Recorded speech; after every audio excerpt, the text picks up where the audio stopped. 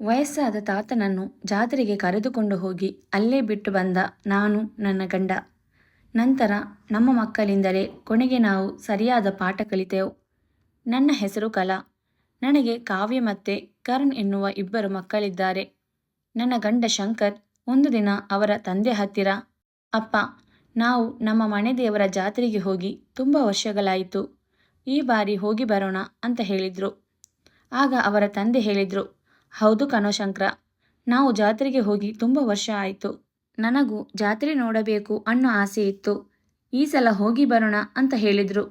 ನಂತರ ನನ್ನ ಗಂಡ ನನ್ನ ಬಳಿ ಬಂದು, ಕಲಾ, ನಾಳೆ ನಾವು ಮನೆ ದೇವರ ಜಾತ್ರೆಗೆ ಹೋಗೋಣ, ಮಕ್ಕಳಿಗೆ ನಾಳೆ ಶಾಲೆಗೆ ರಜಾ ಹಾಕ್ಸು ಅಂತ ಹೇಳಿದರು. ನಾನು ಸರಿ ಆಯಿತು ಅಂತ ಹೇಳಿ ಎಲ್ಲರಿಗೂ ಅಡುಗೆ ಮಾಡಿ ಊಟ ಬಡಿಸಿದೆ. ನಂತರ ಮಾವನಿಗೆ ಮಲಗಲು ಹಾಸಿಗೆ ರೆಡಿ ಮಾಡಿಕೊಟ್ಟೆ. ಮಾವನಿಗೆ ಮುಂದೆ ನಡೆಯುವ ಯಾವುದರ ಬಗ್ಗೆ ಚಿಂತೆ ಇಲ್ಲದೆ ನಿಶ್ಚಿಂತೆಯಿಂದ ಮಲಗಿದರು. ನಂತರ ನಾನು ಮನೆಯ ಎಲ್ಲ ಕೆಲಸ ಮುಗಿಸಿ ಮಲಗಲು ನನ್ನ ರೂಮಿಗೆ ಹೋದೆ. ಶಂಕರ್ ಆಗಲೇ ಮಲಗ್ತೀನಿ ಅಂತ ಹೋಗಿದ್ರು, ಆದರೆ ಇನ್ನೂ ಮಲಗಿರಲಿಲ್ಲ. ನಿಮಗೆ ಇನ್ನೂ ನಿದ್ದೆ ಬಂದಿಲ್ವಾ ಅಂತ ಕೇಳಿದಾಗ ಮಾವನವರ ಬಗ್ಗೆ ನನ್ನ ಬಳಿ ಸ್ವಲ್ಪ ಹೊತ್ತು ಮಾತನಾಡಿ ಹಾಗೂ ಜಾತ್ರೆಗೆ ಹೊರಡುವ ತಯಾರಿ ಬಗ್ಗೆ ಮಾತನಾಡಿ ಮಲಗಿದರು. ನಾನು ತಕ್ಷಣವೇ ಮಲಗಿದೆ.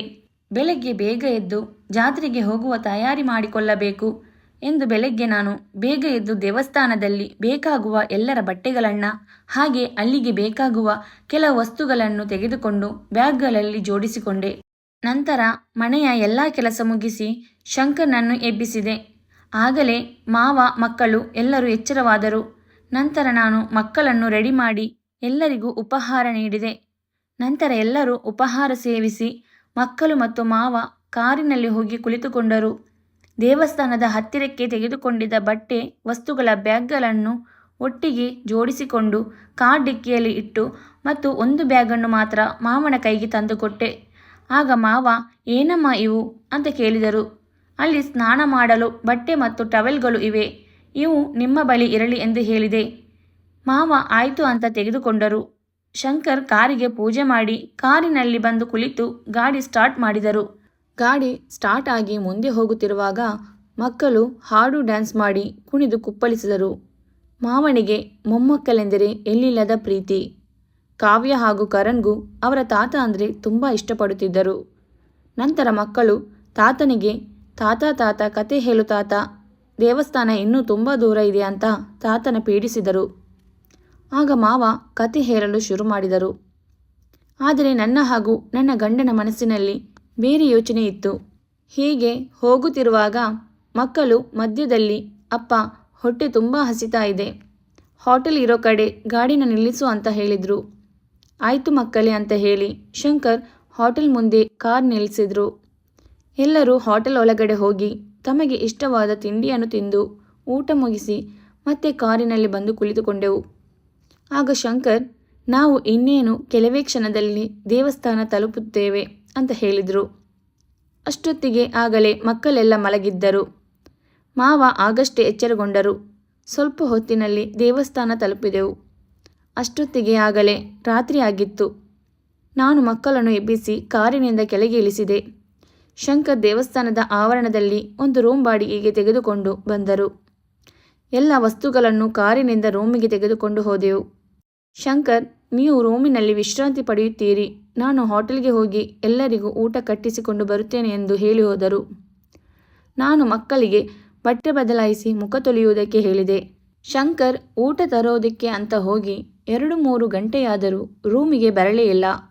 ಮಕ್ಕಳು ಆಗಲೇ ಅಮ್ಮ, ಅಪ್ಪ ಇನ್ನೂ ಬರಲಿಲ್ಲ ಅಂತ ಪದೇ ಪದೇ ಕೇಳ್ತಾನೆ ಇದ್ರು. ಮಾವ, ಕಲಾ, ಗಂಟೆ 9:30 ಆಯಿತು, ಶಂಕರ ಇನ್ನೂ ಬರಲೇ ಇಲ್ಲ, ಅವನಿಗೆ ಒಂದು ಫೋನ್ ಮಾಡಮ್ಮ ಅಂತ ಹೇಳಿದರು. ಆವಾಗಲಿಂದ ಮಾಡ್ತಿದ್ದೀನಿ ಮಾವ, ನಾಟ್ ರೀಚಬಲ್ ಅಂತ ಬರ್ತಿದೆ. ಆಗ ಮಕ್ಕಳು, ನಾನು, ಮಾವ ಎಲ್ಲರೂ ಗಾಬರಿಯಾದೆವು. ಎಲ್ಲರ ಮುಖದಲ್ಲೂ ಒಂದು ರೀತಿಯ ಭಯ ಕಾಣಿಸ್ತಿತ್ತು. ನಾನು ರೂಮಿನ ಬಾಗಿಲು ತೆಗೆದು ಹೊರಗಡೆ ಶಂಕರ್ ಬರೋ ದಾರಿನೇ ನೋಡುತ್ತಿದ್ದೆ. ಅಷ್ಟರಲ್ಲಿ ಶಂಕರ್ ಊಟ ಕಟ್ಟಿಸಿಕೊಂಡು ರೂಮಿನ ಕಡೆಗೆ ಬರುತ್ತಿದ್ದರು. ಅವರು ಬಂದ ತಕ್ಷಣ, ನಾನು ನಿಮಗೆ ಊಟ ಕಟ್ಟಿಸಿಕೊಂಡು ಬರೋಕೆ ಇಷ್ಟೊಂದು ತಡ ಯಾಕಾಯಿತು? ನನಗೆ ಎದೆ ಬಡಿತಾನೆ ನಿಂತು ಹೋದಂಗೆ ಆಯಿತು. ಮಕ್ಕಳು, ಮಾವ ಎಲ್ಲರೂ ಎಷ್ಟು ಗಾಬರಿಯಾಗಿದ್ರು ಗೊತ್ತಾ?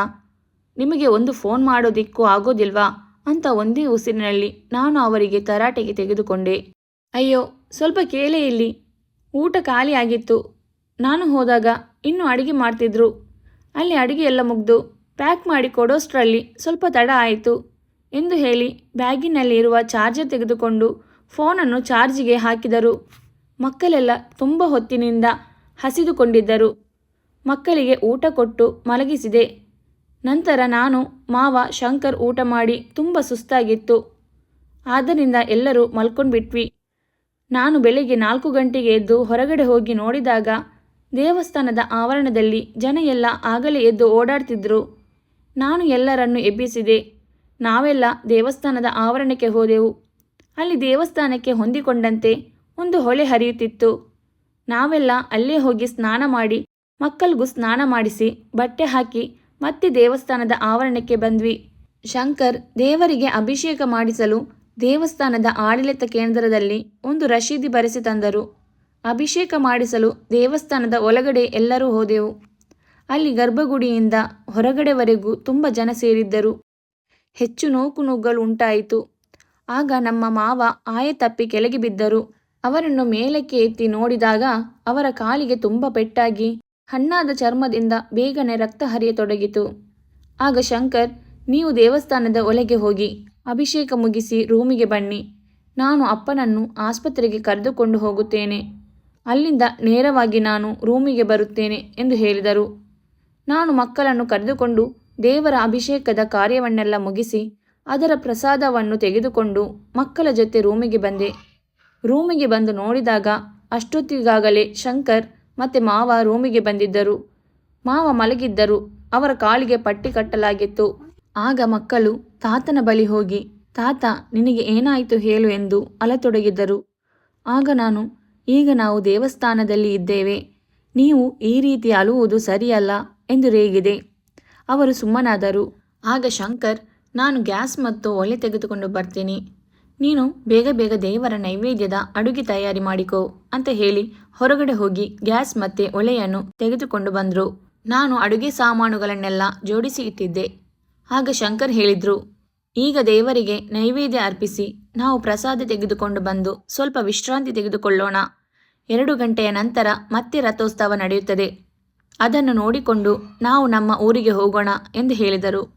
ನಾನು ಆಯಿತು ಎಂದು ಅಡುಗೆ ಮಾಡಲು ಶುರು ಮಾಡಿದೆ. ನನಗೆ ಅಡುಗೆ ಮಾಡೋದಕ್ಕೆ ಶಂಕರ್ ಕೂಡ ಸಹಾಯ ಮಾಡಿದ್ರು. ಮೊಮ್ಮಕ್ಕಳು ತಾತನೊಂದಿಗೆ ಹರಟೆ ಹೊಡೆಯುತ್ತಾ ಕುಳಿತರು. ತಾತ, ನೀನು ಅಂದರೆ ನಮಗೆ ಎಷ್ಟು ಇಷ್ಟ ಗೊತ್ತಾ? ನಮ್ಮನ್ನು ಬಿಟ್ಟು ನೀನು ಎಲ್ಲಿಗೂ ಹೋಗಬೇಡ. ನೀನು ಹೇಗೆ ಇಷ್ಟು ದೊಡ್ಡ ಗಾಯ ಮಾಡಿಕೊಂಡೆ?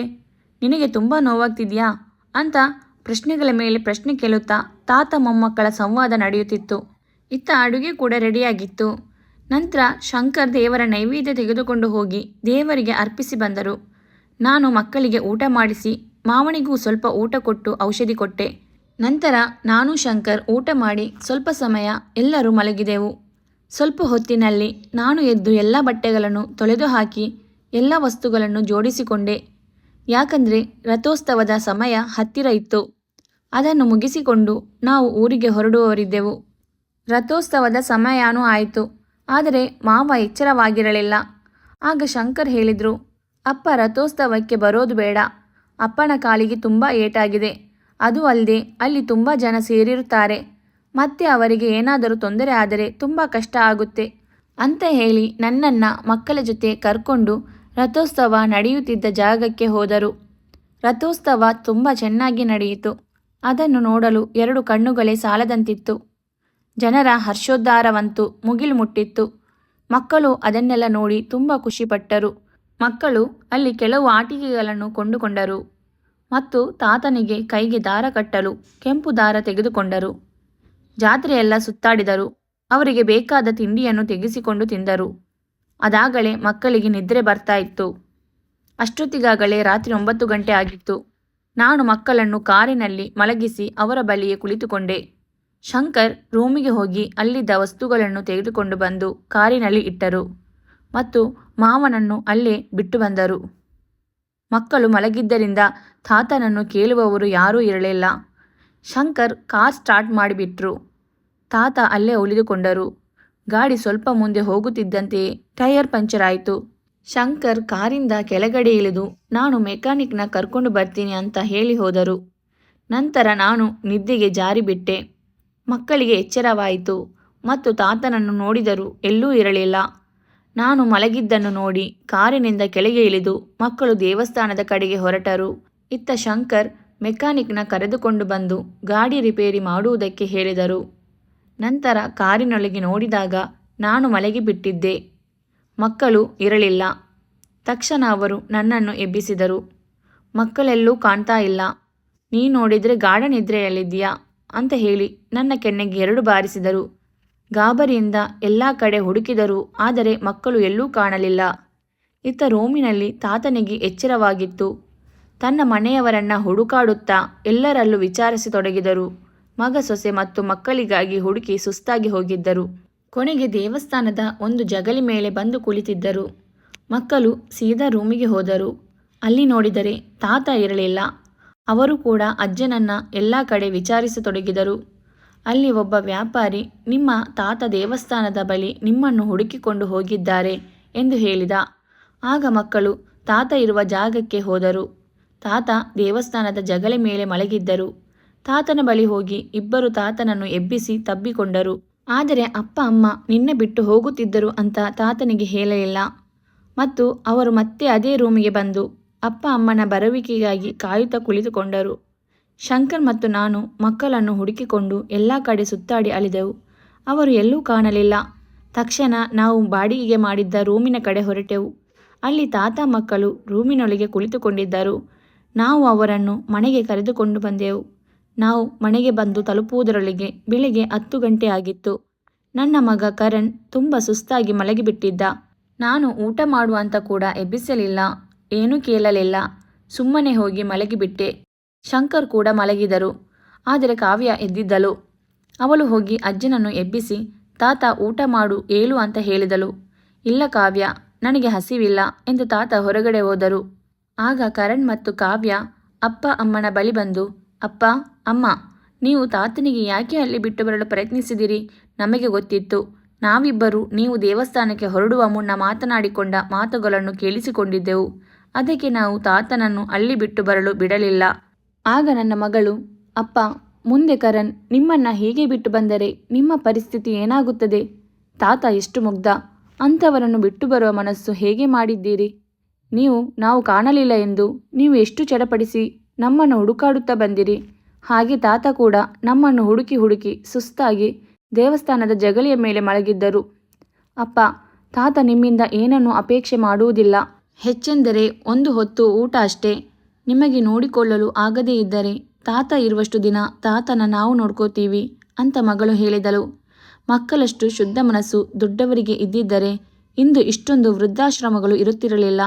ಈ ಎಲ್ಲ ಮಾತುಗಳನ್ನು ಆಲಿಸಿದ ತಂದೆ ಮಗಳನ್ನು ತೆಕ್ಕೆಗೆ ಹಾಕಿಕೊಂಡು ಅಳಲು ಪ್ರಾರಂಭಿಸಿದ. ನನ್ನದು ತಪ್ಪಾಯಿತು ಮಗಳೇ ಎಂದು ನಾನು ಕೂಡ ಮಕ್ಕಳ ಮುಂದೆ ತಪ್ಪನ್ನು ಒಪ್ಪಿಕೊಂಡೆ. ಅಷ್ಟರಲ್ಲಿ ಮಾವ ಹೊರಗೆ ಹೋಗಿದ್ದವರು ಮನೆಗೆ ಬಂದರು. ನಾನು ಮತ್ತೆ ನನ್ನ ಗಂಡ ಮಾವನ ಕಾಲಿಗೆ ಬಿದ್ದೆವು. ಯಾವುದರ ಅರಿವು ಇಲ್ಲದ ನನ್ನ ಮಾವ ಮಾತ್ರ, ಏನಾಯಿತು, ಎದ್ದೇಳಿ, ನನ್ನ ಕಾಲಿಗೆ ಏಕೆ ಬೀಳುತ್ತಿದ್ದೀರಿ ಎಂದು ಮೇಲೆ ಏಳಲು ಹೇಳಿದರು. ಇನ್ಮುಂದೆ ಈ ರೀತಿ ತಪ್ಪು ಆಗದೆ ಇರೋ ರೀತಿ ಮಾವನನ್ನ ನಾವು ಚೆನ್ನಾಗಿ ನೋಡ್ಕೊಂಡ್ವಿ. ಅಂದಿನಿಂದ ಮಾವ ಮಗ ಮೊಮ್ಮಕ್ಕಳ ಪ್ರೀತಿಯಲ್ಲಿ 100 ಕಾಲ ಚೆನ್ನಾಗಿ ಬಾಳಿದರು. ಮಕ್ಕಳು ದೇವರು, ಶುದ್ಧ ಮನಸ್ಸಿನವರು. ದೊಡ್ಡವರಾದ ಮೇಲೆ ಮನಸ್ಸು ಮಲಿನವಾಗಿ ನಮ್ಮಿಂದ ಕೆಟ್ಟ ಕೆಲಸ ಮಾಡಿಸುತ್ತದೆ. ಅದನ್ನು ನಮ್ಮ ನಿಯಂತ್ರಣದಲ್ಲಿ ಇಟ್ಟುಕೊಳ್ಳಬೇಕು. ಇದು ಇಂದಿನ ನೀತಿ ಕಥೆಯಾಗಿತ್ತು. ಈ ಕತೆ ನಿಮಗೆ ಇಷ್ಟ ಆಗಿದ್ದಲ್ಲಿ ಒಂದು ಲೈಕ್ ಮಾಡಿ. ಮತ್ತೊಂದು ಕಥೆಯೊಂದಿಗೆ ಭೇಟಿಯಾಗೋಣ. ನಮ್ಮ ಚಾನಲನ್ನು ವೀಕ್ಷಿಸುತ್ತಿರುವ ಎಲ್ಲ ಬಂಧು ಬಾಂಧವರಿಗೂ ನನ್ನ ಧನ್ಯವಾದಗಳು.